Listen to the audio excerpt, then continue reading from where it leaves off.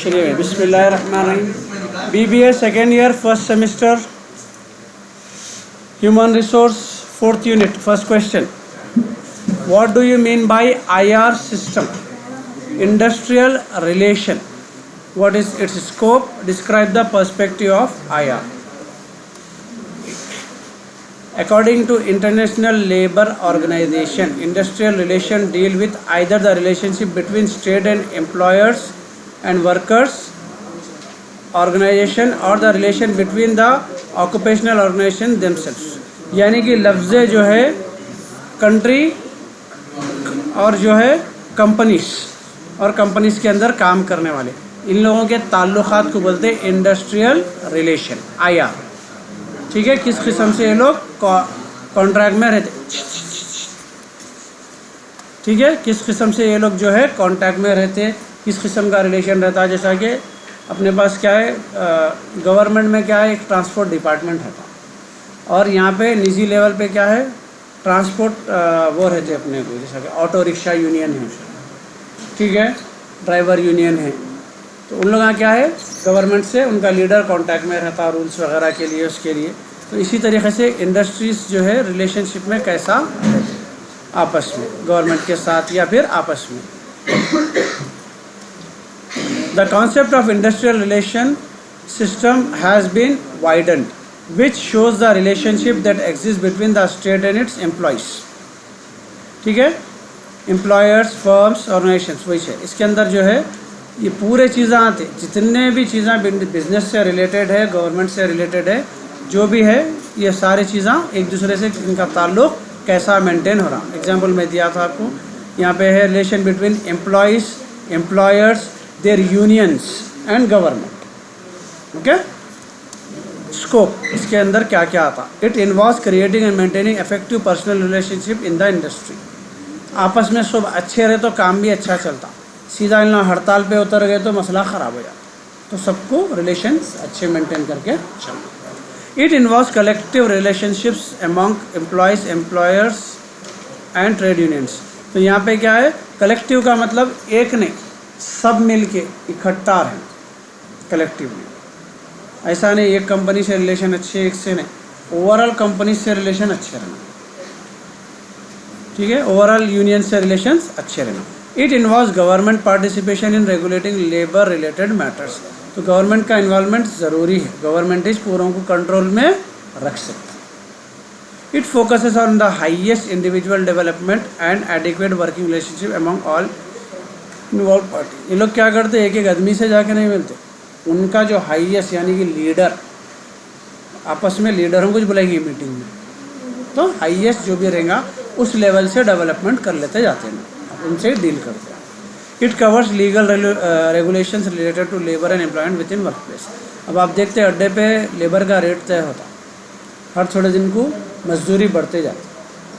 कौन तय करते, गवर्नमेंट तय करते कि पर डे लेबर कितना चार्ज कर सकता. मिनिमम वेज बोलते हैं, मिनिमम उन्हें कितना कमाना. आप देखते हैं US में हो गए, ऑस्ट्रेलिया में हो गए, घंटे के हिसाब से प्रोफेशन की पैसे रहते, वो गवर्नमेंट तय करती. तो गवर्नमेंट ही उसको कंट्रोल करती, उसके रेट तय करती, उसको रेगुलेट करती. ओके, पर्सपेक्टिव, नज़रिया बोलते हैं पर्सपेक्टिव. तो यहाँ पे क्या है, unitary perspective, pluralistic perspective, Marxist perspective, तीन अलग अलग नज़रिए हैं. Unitary perspective refers to the perspective which focuses on shared interest of all members. In this perspective, members have common goals and interests, and conflicts are viewed as dysfunctional, and conflicts are also resolved by using coercion. This perspective is based on the assumption that the organization is a group of integrated individuals operating under a single authority. इसमें एक आदमी के हाथ में पूरा power रहता. एक आदमी हो सकता है या फिर एक जो है मिनिस्ट्री हो सकती है, ग्रुप हो सकता, उसके ही अंडर में सब कुछ चलता. प्रॉब्लम्स हो दो, कुछ भी हो दो, वो एक ही आदमी हर चीज़ को मैनेज करता है. इसलिए है यूनिटरी पर्सपेक्टिव. ओके, अब अपने पास है कुछ भी हो दो, असद बाबा बोलते हैं, तो पूरा जितना भी आता मुस्लिम सारे area manage by final authority वही है अपने पास, कुछ भी हो जाए, that is unitary perspective. Pluralistic perspective refers to the perspective which is developed based on the views of different members having their own interests.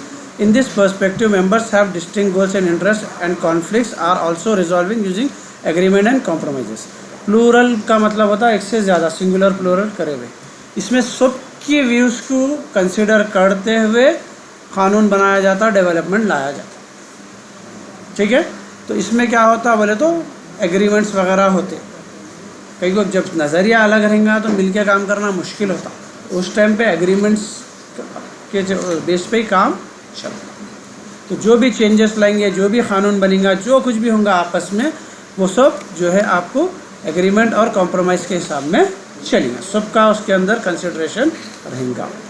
This perspective is based on the assumption that the organisation is a combination of sectional groups and has competitive authority.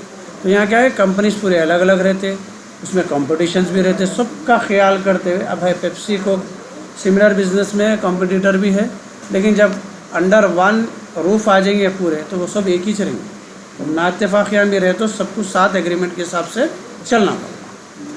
Marxist perspective of industrial relation emphasizes mainly on employee-employer relations in the capitalist society which is assumed to be exploitative. This perspective considers industrial relation as a part of society which outlines the conflicts in the capital-labor relationship. Society is categorized into two classes. Class which owns the means of production, which does not own the production. इसके अंदर क्या है बोले तो अपने को सेठ साहब नौकर साहब का हिस्सा है। कानून जो बनेगा हर चीज़ इनके लिए अलग बनता, इनके लिए अलग बनता, ठीक है। दो क्लास है यहाँ पे। Class which owns the means of production, जिसके हाथ में हर चीज़ है प्रोडक्शन में, और विच डज नॉट ओन, जो काम करते उसके लिए दो लोग रहते, तो उस हिसाब से कानून बनाया जाता, ठीक है। The class which owns the means of production is interested in increasing their profitability by utilising the other class. तो इन लोग क्या करते हैं, जिसको प्रोडक्शन बढ़ाना है, बड़ी क्लास, इनको इस्तेमाल करते हुए अपना प्रॉफिट बढ़ाते। The theory argues that the class conflicts form the base of for changes in the society. इसमें हमेशा कॉन्फ्लिक्ट होने का चांसेस रहते ही रहते, मालिक में और नौकर में। These conflicts occur mainly due to unequal distribution of economic power within the society. कई के लिए हो रहा है यहाँ पे, इनको पूरे चीज़ें नहीं मिलते, इन्होंने मेहनत करते लेकिन उस लेवल की फैसिलिटी, उस लेवल का पैसा उनको अवेलेबल नहीं होता, तो कॉन्फ्लिक्ट हमेशा बने हुआ रहता। हमारी मांगे पूरी करो। नेक्स्ट आंसर है, explain the importance of health and safety measures in an organisation. एक कंपनी के अंदर हेल्थ क्या है और जो है सेफ्टी क्या है, और उसके लिए आपके पास सॉल्यूशंस क्या है और पॉलिसीज़ क्या है। ओके, द मेजर का मतलब होता है solution, step for solutions, measure बोलते हैं। The measure related to health and safety of employees working in an organisation place important role.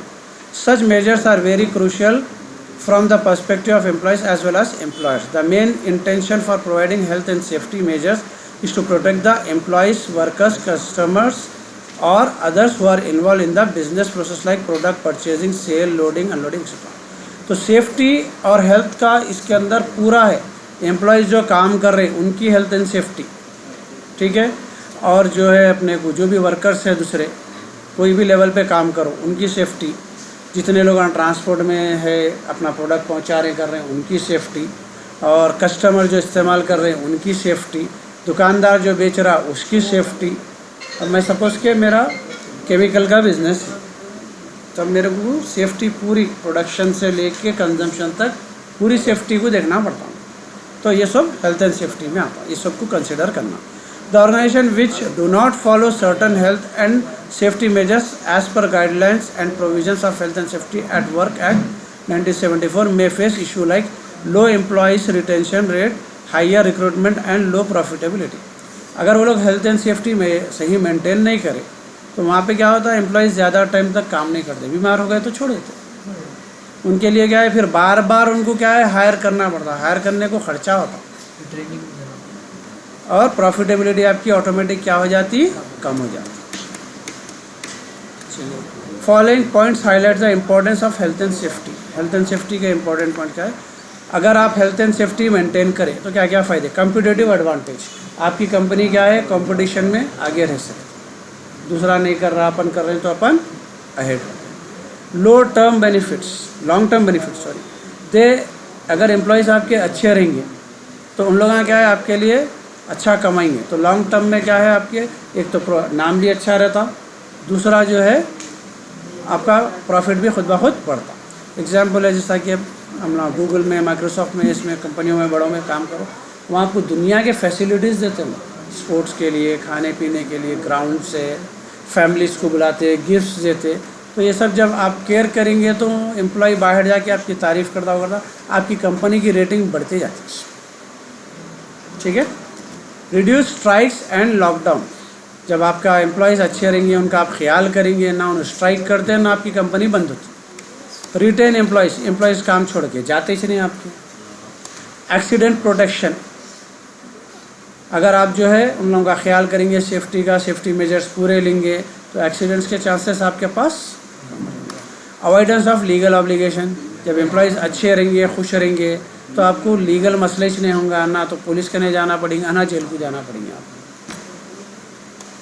Attract investors देखेंगे कंपनी अच्छी चल रही है, मेंटेनेंस अच्छा है तो उन्हें पैसे भी डालने को पीछे नहीं हटता।